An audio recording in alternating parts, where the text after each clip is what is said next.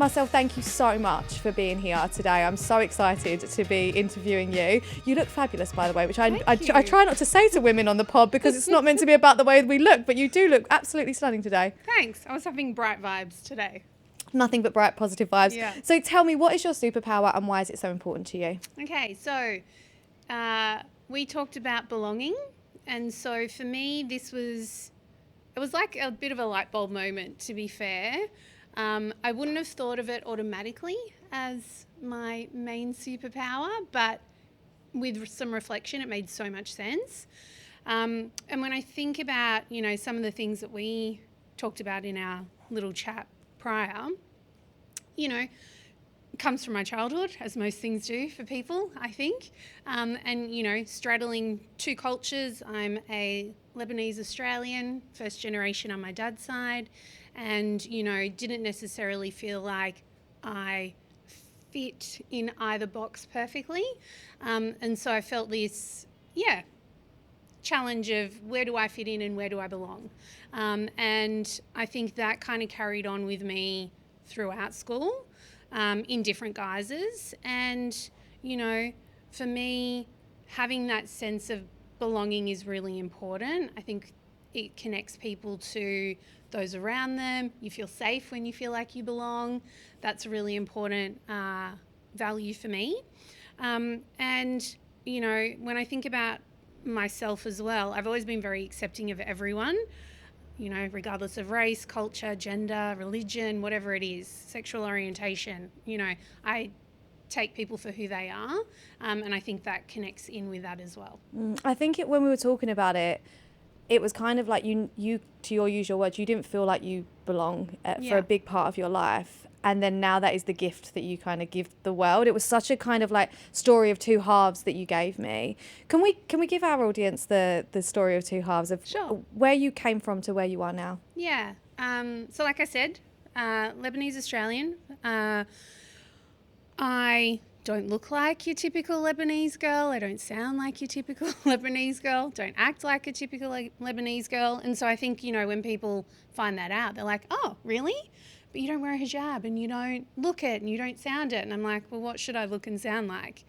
If you line me and my cousins up, we are the spectrum of colour and, hairstyles and eye colours and skin colours. So, I think part of that stems from ignorance, for sure, and people stereotyping.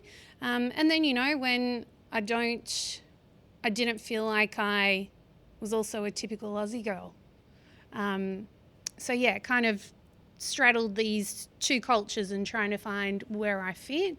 I think as well, growing up with that cultural background, you're always the good girl. And I know it's not isolated to culture, but, I spent a long time making other people happy and putting their needs before my own and not really understanding, to be fair, what my needs were. I didn't really listen to myself and my feelings and what I wanted. It was kind of what's expected, what's going to make other people happy. And that was very much, I think, guided a lot of my decisions and behaviour as a young woman. It was probably only, I would say in my 30s, to be fair, that I started to really understand who I was and what I wanted, and that was through a journey of therapy. I went through a redundancy, 8 years ago, I think, when I was at Media Brands, and it was, in hindsight, one of the best things that could have ever have happened to me, but at the time was really earth-shattering. I went through the stages of grief. I was totally not expecting it. I'd been in the business for 8 years, given my all. I'm a high performer. I am very goal-orientated and I deliver all the time. So, for me it was a bit of a shock. But then I realised, it's not about me. It's about the role. And, the business wanted to go in a different direction, and that's totally fine. But what that allowed me to do was I had to get really comfortable with myself and figure out why I was feeling the way I was feeling. And in the lead up to that redundancy, I was actually quite unhappy, and I thought it was just about work.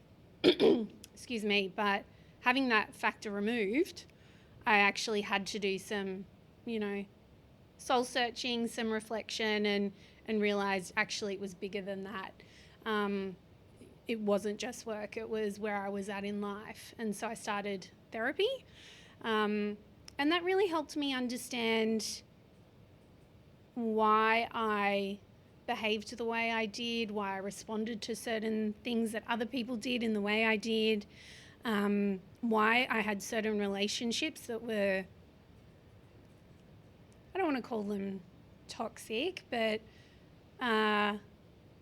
maybe dysfunctional. I had certain dysfunctional relationships, and there was a little bit of a pattern in that.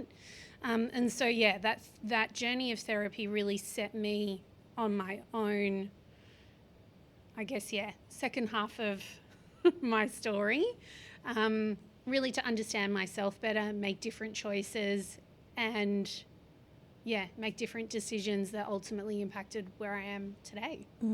And so many people, like, redundancy is such a big thing at the moment. How did you feel in that moment when that happened? When it happened? First I was blindsided, so shock was the initial reaction, and then very quickly into tears. I'm a very emotional person. I think that surprises lots of people because I'm very tough and I'm strong and I get shit done. And I'm usually the rock for other people, but I'm very sensitive. And if I feel like I can be super vulnerable. So shock into sadness, emotion, hysterical crying. And then I actually felt quite a bit of shame, to be honest. And that hung around for a little while. I think because in the industry that we're in, often that can be how businesses get rid of poor performers. It's the easy way to do it. And I'd seen that a lot in my career up to that point. And that's why I kind of felt shame, going, oh, is that me? Are people going to think that's what happened to me? But then I realised, it was after a conversation with a really good friend of mine, Theo, if you're listening, he made me see that wasn't accurate. Excuse me. And so, I learnt to accept it and also reframe the way I talked about it. Instead of saying I was made redundant, it's the role was made redundant. And I sometimes hear people say that, I was made redundant, and I always stop them and I say, it wasn't you, you're not redundant, it was a role. And so trying to create that distinction for people. And I used it as a catalyst for figuring out what I wanted to do. So once I'd processed all the emotion of it, I decided to do contracting work. I worked part-time. I spent time with my son. He was 3 at the time. And, to that point, I was lucky if I saw him at bedtime before he went to sleep, when I was working. So it allowed me to make different choices and have a different life at that point in time. So it was a real blessing. I love what you're saying around the reframe, around the role was made redundant. I've seen a lot of people through the redundancy process really own that as their story. It's like work was the identity before, and then they almost take on the identity of the person that's been made redundant. And a lot of the conversations I've had is like, you need to, even if you can't internally let go of it, externally when you're pitching yourself to other places, you need to let go of that in that moment, because it can so easily just form the story of like what's next. And actually, yes, there's a grief process to go through internally, but externally there's almost an element of going, I'm going to park that when I'm having conversations and not make that who I am. And I see that happen all the time with people. Yeah, it's really interesting. And I don't know why we hold on to that label. I think it's probably the shame that I talked about. And it of course can affect your self-confidence. Like, I think that's natural as well, to go through something like that.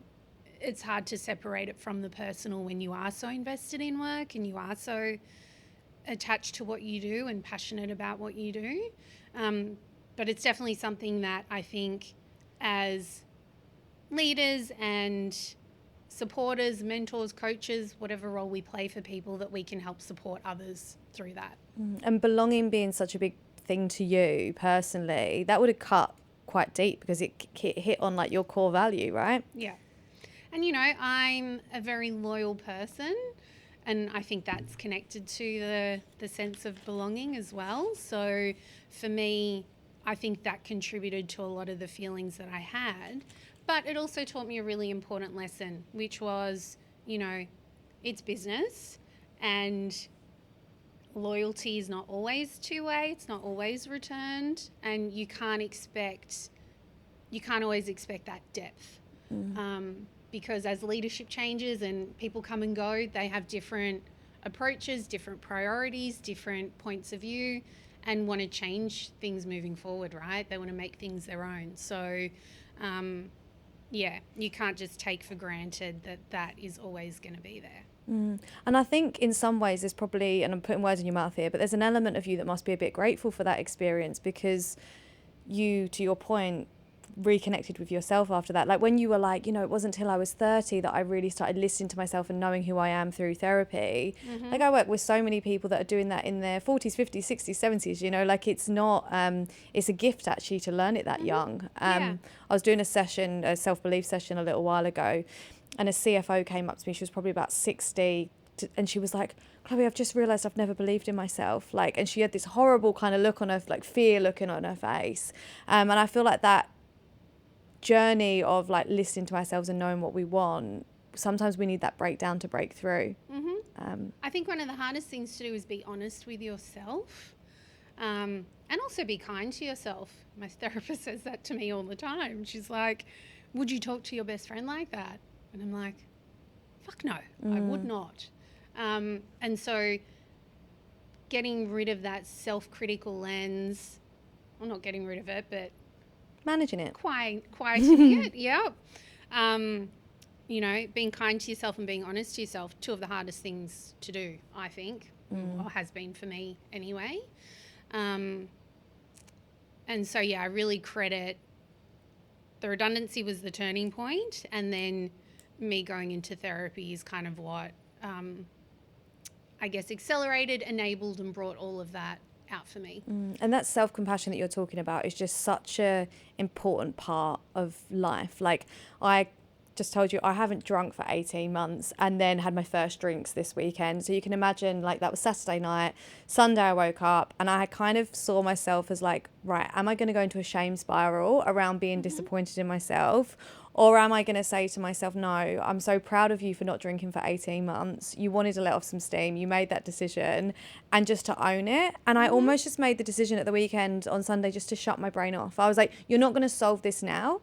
Woke up today feeling fabulous, proud of my decision, but like there's almost an element of like sometimes in the moment when you can't be kind to yourself, just it's okay to just numb that feeling as well. We don't have to fix everything in the moment. And I think I've been so guilty of that in the past, of like just doing something and beating myself up about it. And now I'm like, okay, I don't have the mental capacity to be kind to myself right now, but I do have the mental capacity just to say I'm going to park this until tomorrow and see how I feel then. And today I'm being very kind to myself and very proud of my fun decisions that I made.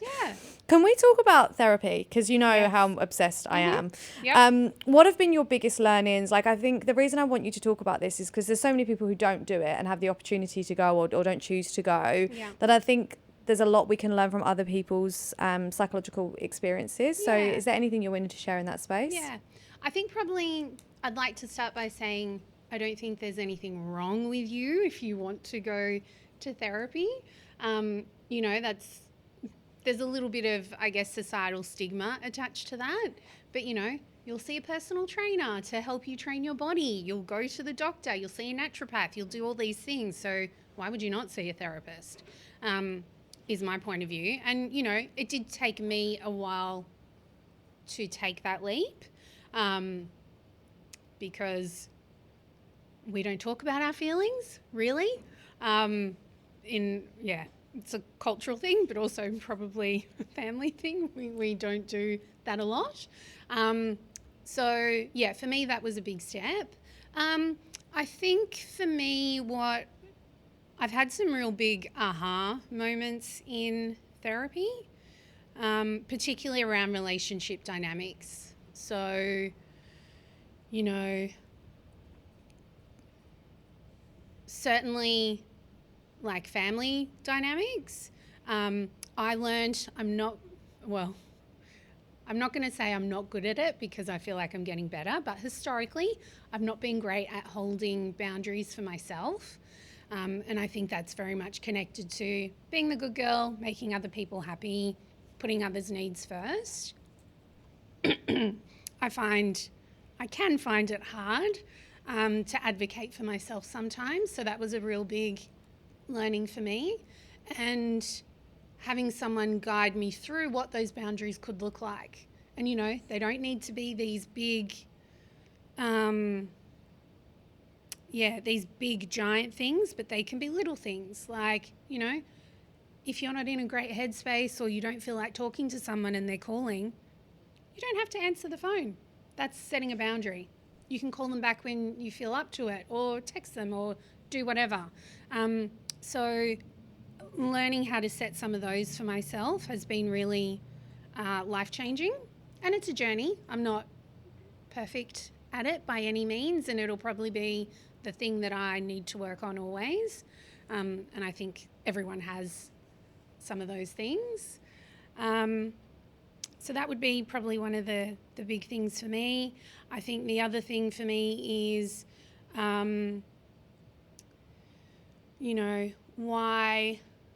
why I've allowed, or why I can allow certain things or certain behaviours to upset me. And probably one of the things that I also learnt was I have a real issue if I feel like I'm not heard. And so if I'm dismissed or, in the workplace sometimes spoken over, or an idea that you've created or suggested is taken by someone else, or in personal life, not being able to express my feelings or thoughts around something, that for me is quite a big trigger. So learning how to manage that when those situations arise, but also how to articulate myself in a different way so that I do feel heard. So those were probably two of the big, I guess, big learnings for me in that process. I think it's quite common to, like, the wanting to be heard is just such a common male, female, like, is applicable to everyone. In terms of, and I love what you're saying in terms of how to manage it and then how to articulate it. Can you give me examples, or actually just help me understand your process behind that? Yeah, so I'm trying to think of examples that aren't going to be too controversial.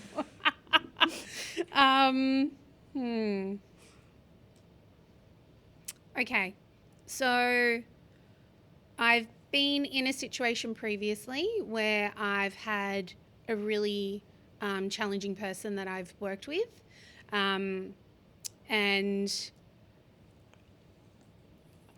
for me, in that process, when I was trying to give feedback and it just wasn't landing in the way I wanted it to and needed it to. So for me then, I had to change my approach. It was more understanding, how is that person, how am I going to get them to hear it in a way that makes sense to them and that's going to motivate them to do something different as a consequence. And so, connecting actions to impact and helping people see how what they're doing can impact on others that they might not realise. So that's a technique that I learnt and have used to some success. I kind of can't get too more specific than that, but I hope that helps. Yeah, I love that. 70% of feedback is actually ineffective. It either means that people will stay the same or that they will actually go backwards. And it's all because we don't actually, to your point, think about what the listener's going to hear, and actually how we can be really empathetic to their kind of version of it and then explain to them why it's important. So I love what you're saying there, because it's about giving brain-friendly feedback, right? We're all human. Feedback hurts, and sometimes it can shut us down instead of us making us open and curious. So I love that you're giving advice around that. Is there anything else that therapy's taught you that you just kind of has been life-changing? Yeah, definitely. I would say, I've learned this with certain relationships. You might have expectations or needs or wants. The other person might not be capable of giving you all of those things.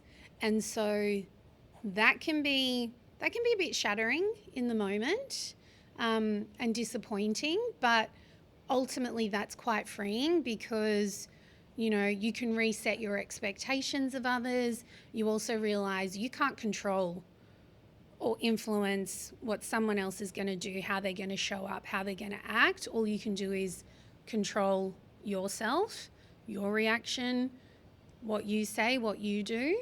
But I think understanding others and being able to reset your expectations, that's been quite liberating for me. It's been hurtful at the same time, but also quite liberating. I think something I see a lot and have been guilty of in the past myself as well is around having expectations on people, and then when they don't meet expectations, instead of, to your points, resetting boundaries, you almost overinvest. I think it goes back to being that want to be liked, good girl, prove I'm good enough. It's like, if I can get this person to see my value, then I'll be okay. And actually, my mindset has changed so much in that space, perks of age, that now I'm like, no, I'll invest in the people and the things that are investing in me, and I'll pull back in the other areas. And I think that's been quite game changing, of like, where am I, like, consciously, where are we putting our energy? Totally. And it's a two-way exchange. When you're the one that's always investing, always reaching out, always organizing, always, calling someone, that ends up just being a drain, because you're not getting, the bucket's not being filled by the other person. So you're putting it all in, but there's a leak at the bottom, and it's just this, energy drain. And I think sometimes people can find it really hard to accept that some relationships have an expiry date. They might have been fantastic at that life stage, and at that point in time, but you're evolving this way. The other person might be evolving that way, and that's okay. So being able to acknowledge that and accept that is hard, but I also think ultimately quite freeing as well. And, I would say for me, ultimately, going through my therapy journey and my self-evolution, it did lead to a separation and a divorce, and me being where I am in my life now, but a much more self-assured, confident, happy, free person. The one thing I do want to touch on is just like, not your partner, but letting go of the people around it, because I think that sometimes I've collected friends over the years to the point where I've got a primary school, my secondary school, my uni, then my Aussie girls, and I'm like so proud of the collection of people that I have in my life. And then through my breakup, I was like letting go of, like, I was fine to let go of the partner, but it was the family that came with it.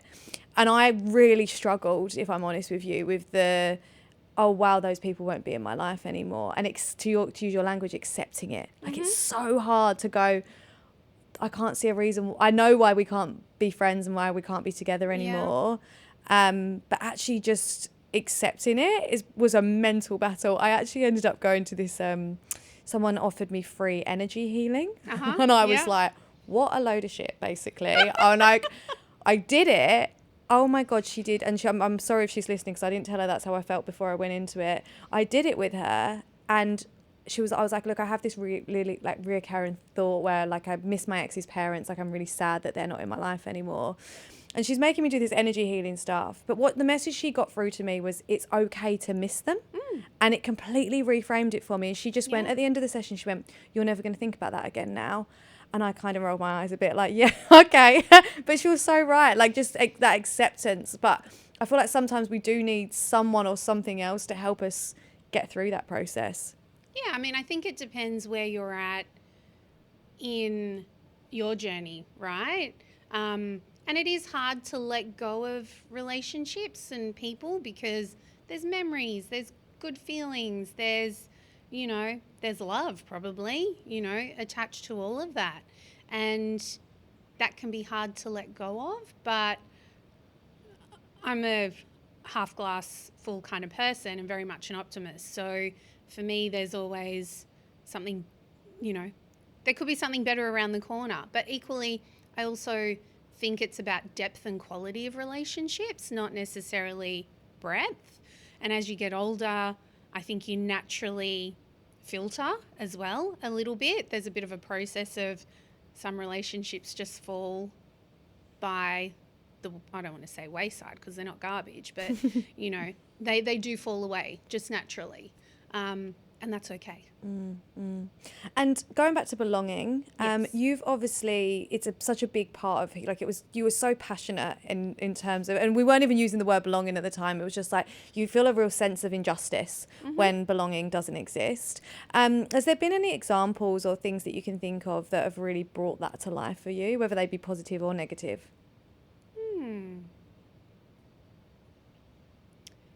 I'm not really sure. I've just always been very accepting of others. I don't feel like there was a moment or an event or anything that kind of just wired me that way. What about, unless I've forgotten, which is quite possible. Well, if I reframe the question, what does it look like? What does good belonging look like? How do you create a sense of belonging around you? Cool. Great. That I can answer. I think for me, it's, no judgment. It's people feeling like they can be themselves. And I think in the context of work, for me, that's bringing your whole self to work. We have very open conversations at work about, mental health,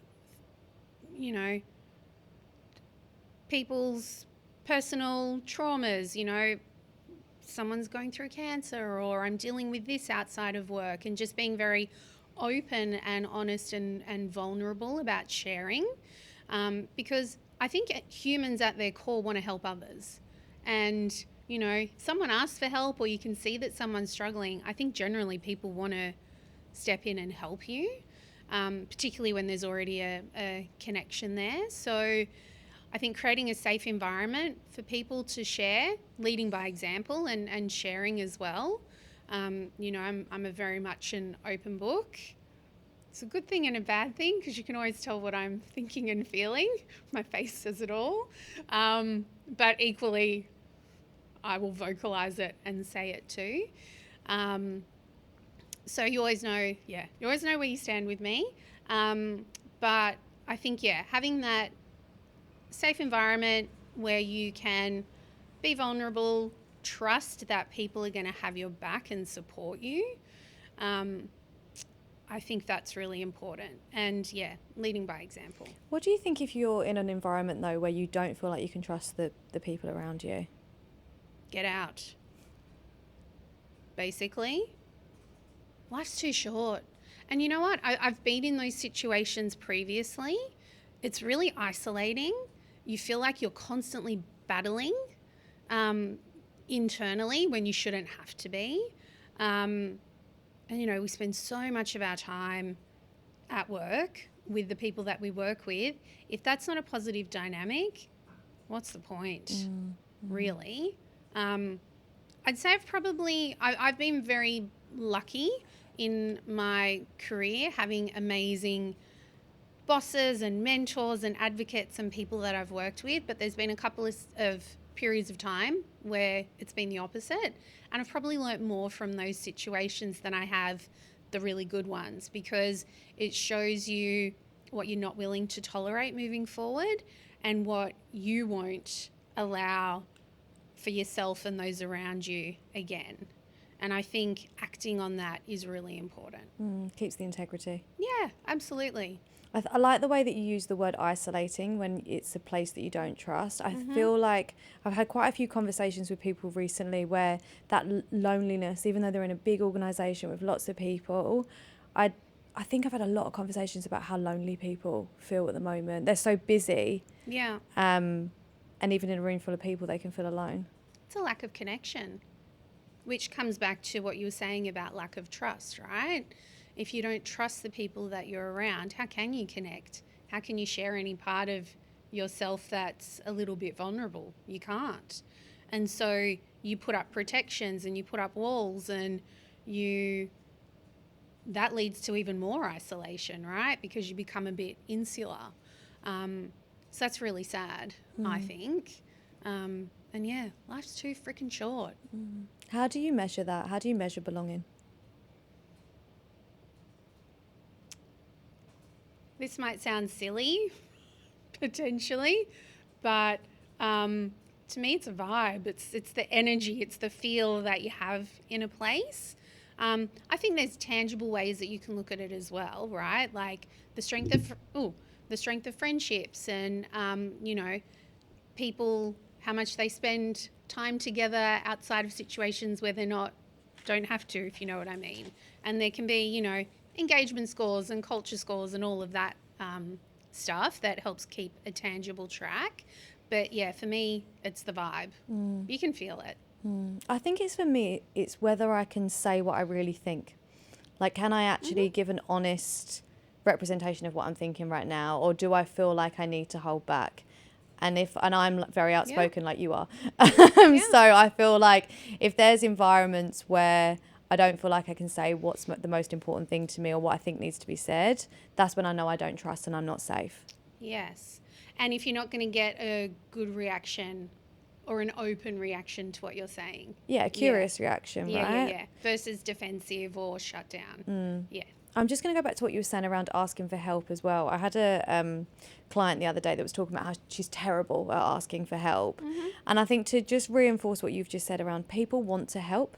So don't take that gift away from them. Like, if you're someone who doesn't ask for help, you're taking the privilege of letting someone else help you away. And I just wanted to build on that because I think it's so common amongst a lot of the people that I'm working with, where they're just, I don't want to ask for help. I don't want to get in anyone's way. Yeah. I think as well, I don't know about others, but for me, as a really high performer, there's also an element of, hyper independence as well in that. And, potentially a little bit of OCD control on the side. So I think those three things combined can make it really hard to let go and also say, I need help, because it can feel like a weakness as well, right? Like, I'm not good enough or I'm not up to it. But that's absolutely not the case, right? Everyone has maximum capacity. And, sometimes there's things going on that are going to impact your level of capacity and what you can and can't take on.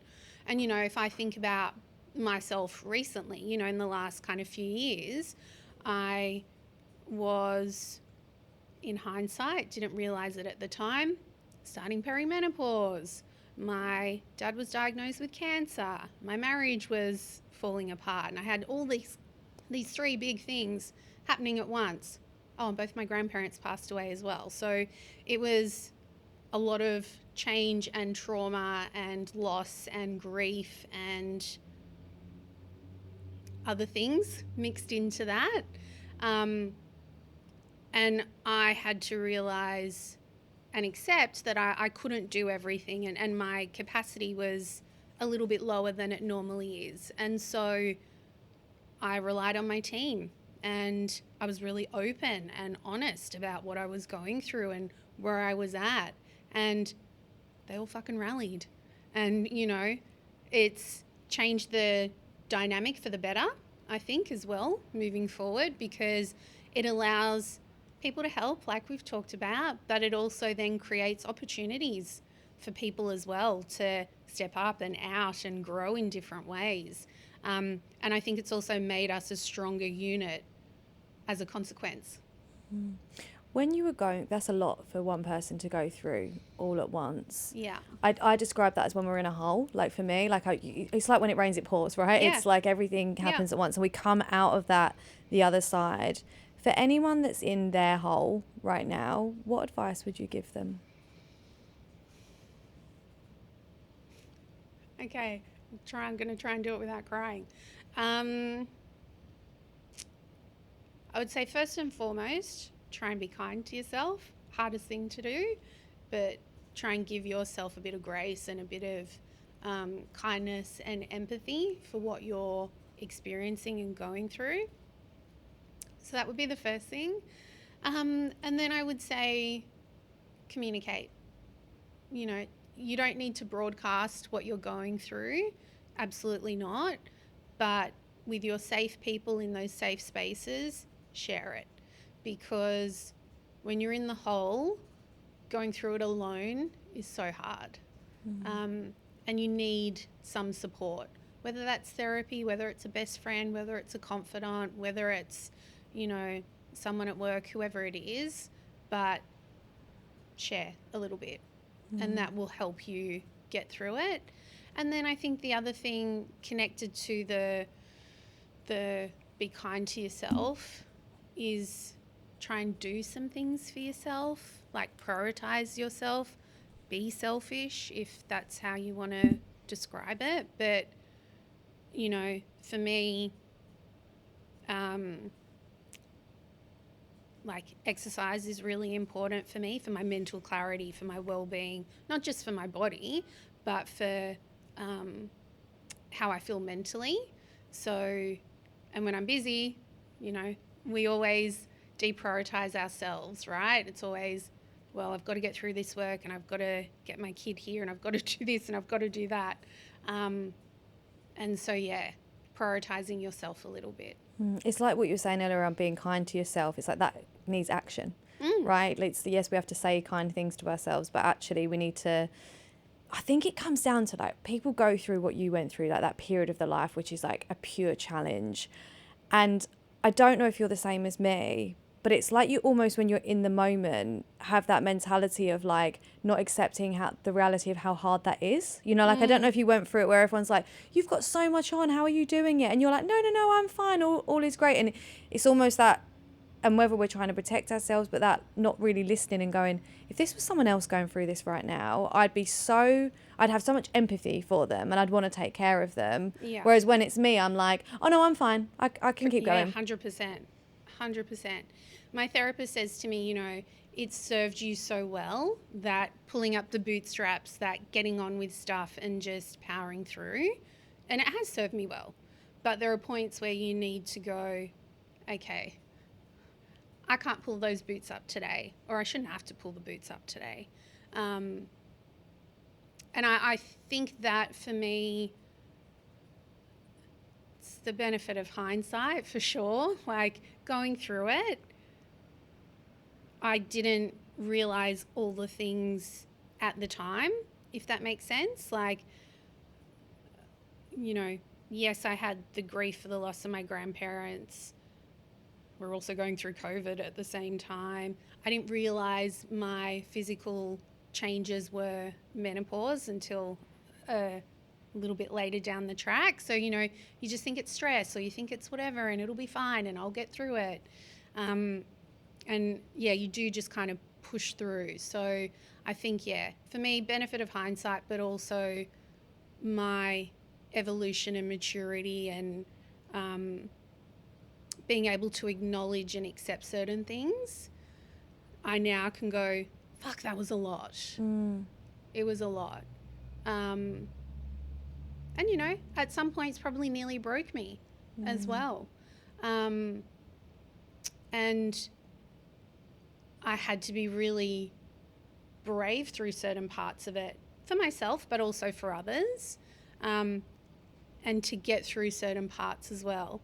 And similar to what you said earlier about switching the brain off, I had to switch certain things off in that period. It was like, okay, whilst we're working through treatment plans and chemo and this and that, well, I can't deal with any of this other stuff right now. That just needs to hold. And I'll get to it in 6 months' time. And that was kind of how I worked through some of it as well. You don't have to answer this, but obviously when I asked you the question around what advice would you give to other people, you obviously got a little bit emotional there. Yeah. What was the feeling? What was the trigger behind that? Because I'm naturally not kind to myself. I find that really hard to do sometimes. So that's why I get emotional, because I think of myself sometimes and I go, oh, she needs a hug, or she needs to be looked after. And so when I think about that in a historical context, I do get quite emotional about that. I mean, I'm in a amazing, beautiful, loving relationship now where I do have that. And, you know, he does provide that care and support that I feel like I've been missing probably a lot of my life. So that's where the emotion comes from. And I love emotion. I feel like people who are able to be emotional, and you described yourself as sensitive at the beginning, that used to be like a derogatory term, like, oh, she's sensitive, or oh, she's emotional. If someone says that to me now, I'm like, oh, thank you so much, I've connected with myself. Do you know what I mean? Like, it's such I used to have such a stigma around sensitive and emotional, and I wasn't sensitive or emotional, and now I am sensitive and emotional, and I'm really proud of it, because it's my way of going, if I'm not sensitive and I'm not emotional, it means I'm not listening to myself. It means I'm too much in my warrior mode, and I'm not actually going, how do I feel about this? And if I don't say, how do I feel about this, I can't set the boundaries that you were talking about earlier, and I carry on people pleasing, I carry on doing everything for everyone else, and I don't actually take a moment to go, what do I want? What do I need? So I love that you described yourself as sensitive and emotional, and I hope you see those as compliments too. I do now. And hearing you say that actually reminds me of some feedback I've received throughout my career, which is that I'm too emotional, that I care too much, and that I need to put that in check sometimes. And I think it's what makes me so good in my job and what I do, is because I do fucking care, and I care about the work and what we deliver for our clients and the business, but I care supremely for the people, and I back them and I support them to the death. Like, you know, once I'm an advocate for you, you have me for life. So it's interesting that that's been a criticism that I've received at certain points earlier in my career.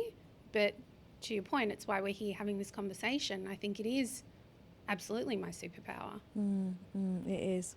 I think there's just when you were saying that, then it's so funny, all the things that we're called, like, you know, we're too much or too emotional. There's so many twos, and they're all the things that I'm now seeing all of them as a positive. Like, too much, you know, if I'm too much for you, go find less. You know, like, and that's okay. Yeah. I think it's such a there's all these terms that I'm just really passionate about reframing, because I just think they're bullshit. I don't know. Or girls being called bossy. I hate that. You know what? Why can't we just be assertive and know what we want? Because you never call a boy bossy. Yeah. Oh, I went to a women's retreat the other week, and I found it fascinating. And I don't know how you've been talking about perimenopause, so I'd love your opinion on this. And this wasn't necessarily my opinion. This was just the collection of the group, and I'm sitting with it at the moment. But it was talking about, as women, as we get older, one of the things that I've loved about this podcast is, like, I used to be scared of aging, and now I've just met all of these women that are older than me, and I'm like, they're just stepping into who they are. Like, let me get older. I'm on the journey. And it's really been beautiful. If I think of the biggest gift that this podcast has given me, it's probably that. Right, that I genuinely have a realization of, like, getting older is not scary anymore. It's great to be an older woman. It's empowering. Yeah, but that's not how it's framed in society, right? Yeah. It's like, you become. Some of the women on the podcast have used language around feeling invisible, and, you know, different kind of things and stereotypes that come with it. Anyway, one of the things that they were saying in this retreat that I went to was, when we're younger, we're more obedient. To your point, you were the good girl in your 20s. You held back maybe on the emotional stuff a little bit and didn't truly step into who you are.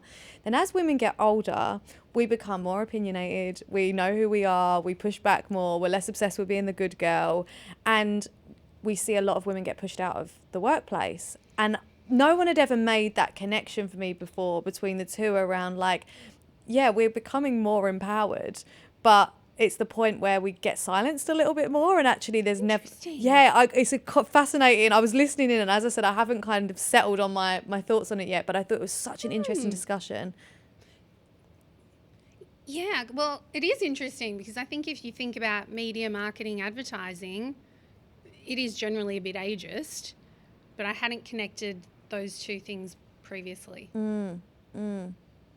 I don't know. It's interesting. It's a good theory, right? Yeah, I need to mull on it too. Yeah, we'll mull together. Yeah.